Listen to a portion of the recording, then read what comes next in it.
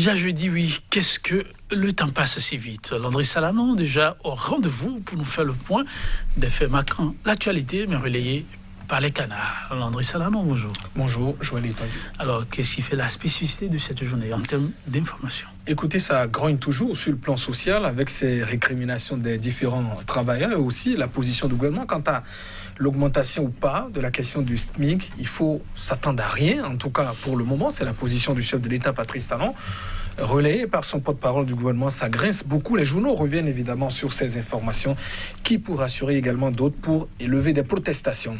Au-delà de ça, on parle aussi également politique avec les nouvelles d'un homme devenu rarissime à Taorenho. Où se trouve-t-il actuellement?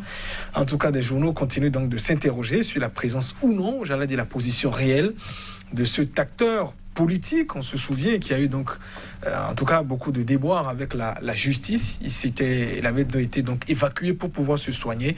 Et puis, troisième sujet aussi, par rapport aux différents incidents, notamment les questions de fraude qu'on a pu voir pendant les élections. Pourquoi la justice tarde toujours, en tout cas pour le moment, à ouvrir une enquête? Merci, Landry Salanon, pour le menu. On va aller au fond. On va démarrer avec le quotidien. Nous démarrons avec le matinal. Le matinal qui nous parle donc de la hausse anormale des prix des denrées de première nécessité. Attention, pas d'augmentation du SMIC en vue. Le président de la République a choisi de réaliser les conditions générales de développement. Voilà ce que dit donc le porte-parole du gouvernement, Wilfried Léandre Ngwedji. L'éco-info qui semble donc abonder dans le même sens parle de la cherté des produits de première nécessité, notamment le chômage des jeunes. Béninois, le pouvoir du chef de l'État, Patrice Talon, vous demande de vous armer de patience et d'attendre encore un peu. Voilà ce que dit le journal, qui précise que quand manger devient donc un luxe en République du Bénin. Et puis, autre précision, déposée donc en prison depuis avril 2021.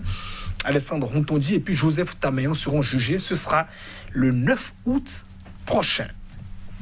Matin Libre nous parle donc, disons, des suites de ces actes constatés pendant l'élection présidentielle du 11 avril dernier. Bénin, finalement, qui a donc saboté la réélection du chef de l'État, Patrice Talon. Ça prend trop de temps. Ça ne ressemble pas aux agissements de la rupture. Le journal qui évoque évidemment la lenteur pour le moment, disons, dans l'élucidation de ces différentes affaires, notamment les cas de fraude, publiés notamment sur les réseaux sociaux. On parle aussi de vol de vivres, destinés donc aux cantines scolaires.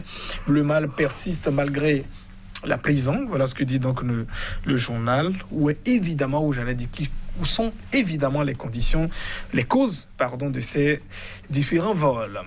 Point Média revient sur ces déclarations de Maître Aboubakar Baparapé, lui qui dénonce les conditions inhumaines de détention, notamment des opposants. Maître Enebel, lui, il exige la libération du professeur Joël Aïvo.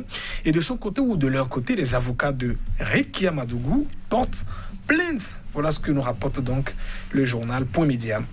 Le quotidien qui s'interroge aussi sur la stagnation du SMIC malgré les innombrables entreprises créées. Est-ce que c'est une fuite en avant du gouvernement? S'interroge donc Point Média. Le hautement social est-il aussi mort-né? S'interroge par ailleurs le quotidien. Et puis on parle aussi du prix, disons, des tests Covid dans l'espace UEMOA. Le Bénin tourne autour du pot, précise le quotidien. Le Télégramme qui s'interroge, en tout cas, animation de la vie politique au Bénin. Où est passé Mohamed Taorenho, exilé ou gracié? S'interroge le journal. Et Dabaro, le quotidien Dabaro, qui parle donc de ce concours Africa Digital. Le Bénin est donc en pole position dans le domaine du numérique en Afrique, avec l'image de la ministre de l'économie numérique en manchette. Et puis l'Audace Info de son côté, qui nous dit que l'inspection générale des finances a déposé sa valise à l'ABSUCEP après moult dénonciations sur les irrégularités constatées dans la gestion de certaines sociétés d'État. Le quotidien qui parle également, disons, de la santé très fragile du professeur Joël Aïvo, proche, en tout cas, qui va beaucoup mal, en croire le journal Audace Info. Et puis le quotidien Diapata qui nous envoie au niveau de l'Assemblée nationale. Le gouvernement, à la barre des députés ce jeudi, il y a eu plusieurs questions qui attendent donc des réponses, voilà, des questions orales avec débats qui sont donc programmés au niveau de l'Assemblée nationale. Et puis les démissions successives au niveau du Parti républicain, l'un des partis qui soutient les actions du chef de l'État, Patrice Talon, qui pour arrêter la saignée, s'interroge le journal Djapata. Et l'autre quotidien qui nous envoie les nouvelles de la nouvelle Sénat, nouvelle monture, cadre institutionnel des élections, la Sénat, nouvelle formule, bientôt installée. La date probable de l'installation, ce sera le 14 juillet 2021, renseigne donc le journal. L'autre quotidien, et je l'ai entendu, ce sera tout. Merci à vous, Landry Salano. On va démarrer avec le télégramme, les nouvelles de compatriotes dont on entend carrément plus parler. Oui, il s'agit de Mohamed Atao Renouho, qui était donc député, on se souvient, au niveau de l'Assemblée nationale au cours de la 7e législature. Ces déboires ont commencé visiblement, en tout cas à l'en croire, notamment ses avocats, au lendemain, disons, du rejet du vote de la Constitution, le premier rejet de la Constitution. Il avait été donc, on se souvient donc, arrêté. Lui qui entend s'était donc rendu en exil et à son retour a été donc arrêté, poursuivi par la justice, incarcéré. Et puis, ces avocats qui évoquaient donc un peu ses ennuis de santé, parce que même au procès, il arrivait donc dans un fauteuil roulant, alors que donc de sa santé s'était donc dégradé, en tout cas dans la maison carcérale. Le gouvernement qui a consenti finalement qu'il aille donc se soigner à l'extérieur. Et puis, depuis, rien des nouvelles de Mohamed Atao Renouho, avec beaucoup de rumeurs quand même au passage, je l'ai dit, qui pour dire Atao Renouho serait donc décédé ou pas. En tout cas, pour la nouvelle que nous avons, il n'en est donc pas du tout question. L'homme s'est fait davantage beaucoup plus discret dans l'Hexagone, voilà, qui en tout cas fait le tour de quelques villes pour le moment. Atao Renouho, en tout cas, officiellement, on dit qu'il est donc allé se soigner. Pour aussi les informations concernant davantage son état de santé, il y aurait une certaine amélioration, en tout cas le concernant. Mais pour l'homme a donc décidé de rester loin pour le moment de la République du Bénin. Jusqu'à quand? Le journal qui se demande ce qu'il a été donc gracié. L'information ne nous est pas en tout cas parvenue pour le moment. S'est-il donc exilé? Les motifs pour lesquels il avait donc voyagé, c'était donc aller se faire soigner compte tenu des ennuis de santé qu'il avait pour le moment. On dira peut-être pour ces différents militants, peut-être orphelins sur le plan. La 8e législature a été installée. C'était donc l'année, il y a donc 2 ans. Il n'y figurait pas, évidemment, pour siéger donc en tant que député. Mais il est toujours là. Atao Renouho vit toujours, je l'ai entendu pour les informations que nous avons, mais pas, en tout cas encore, sur le territoire béninois. Oui, on espère retrouver tous ces fils ensemble un de ces jours. Pourquoi pas Landry Salano et Eco-Info pour poursuivre. Oui, et ça grogne toujours sur le plan social. Avec la cherté des produits de première nécessité, ça ne baisse toujours pas.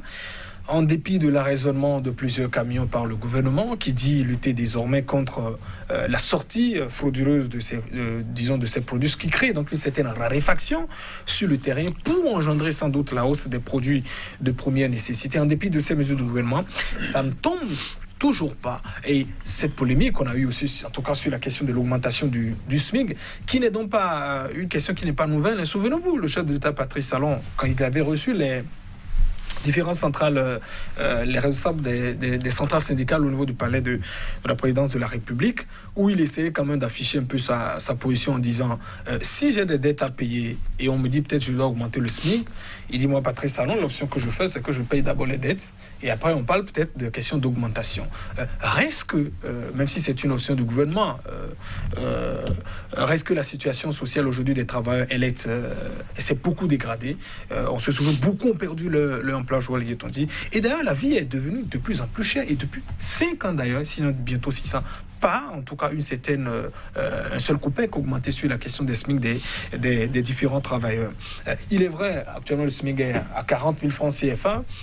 Vivre à Cotonou avec 40 000 francs CFA, c'est impossible, carrément. C'est pas à quel studio vous devez prendre, y rester, vous déplacer, vous nourrir pendant 30 jours et pouvoir gérer 40 000 francs. Si vous êtes donc payé au SMIC, c'est carrément impossible. On va en Côte d'Ivoire, c'est à 60 000 francs. On nous dira que les réalités ne sont donc pas les mêmes. Le SMIC en Côte d'Ivoire est à 60 000 francs. Ailleurs, c'est encore donc plus. Mais c'est quand même, je crois que c'est quand même de leur droit des travailleurs de réclamer une certaine augmentation du SMIC, parce que ça peut aussi engendrer une certaine revalorisation, ou j'allais dire induire une certaine amélioration des salaires des travailleurs dans les entreprises, également dans la fonction publique. C'est peu, et le gouvernement, je crois, en dépit de tout ce qui est donc évoqué, difficultés, ainsi de suite, quand on a un regard envers les salaires politiques, on se dit quand même il faut une certaine justice dans les différents salaires des travailleurs, parce qu'ils contribuent, qu'ils soient donc du secteur privé ou également de la fonction publique, même si il faut quand même aussi être honnête et de rappeler que quand on prend les chiffres au niveau de la fonction publique, c'est vrai, ils sont cette minoritaire, mais dans l'architecture, en tout cas, de l'État et les postes stratégiques au niveau du gouvernement, ce sont eux tout de même qui travaillent et qui gardent, même si on dira aussi que ceux qui contribuent aussi à à renflouer les caisses, davantage les caisses de l'État, notamment au niveau de l'économie, beaucoup le secteur privé contribue aussi, mais la fixation à la fois du SMIC induit également au niveau du secteur privé, parce que les entreprises privées sont aussi obligées de se conformer à la décision du gouvernement. Donc cette amélioration, où j'allais dire cette revalorisation du SMIC par exemple, sera donc bénéfique à tout le monde, que ce soit les travailleurs du secteur public ou également du secteur privé. Mais il ne faut pas se leurrer, pour le moment, la position du gouvernement, ça n'est pas ça. Et Patrice Talon l'a donc fait savoir. Les centrales syndicales, par quelle astuce ils seront donc d'user pour quand même essayer d'infléchir et d'amener le gouvernement à infléchir un peu sa position pour accéder à leur gouvernement. Je crois qu'une fois encore, je l'ai dit, tout réside dans la question de dialogue. C'est pourquoi, au sorti, disons, de ces élections un peu tumultueuses que nous avons, on ne doit jamais arrêter donc de se parler. C'est important. Vous évoquez tout à l'heure le cas de Ataho Henro. Au-delà de lui, ils sont beaucoup à être donc à l'extérieur. Ils peuvent beaucoup pour le Bénin. On veut les voir au 229, comme on le dit. Merci à vous, Landry et Salanon, chers téléspectateurs. Merci pour la disponibilité permanente. À demain.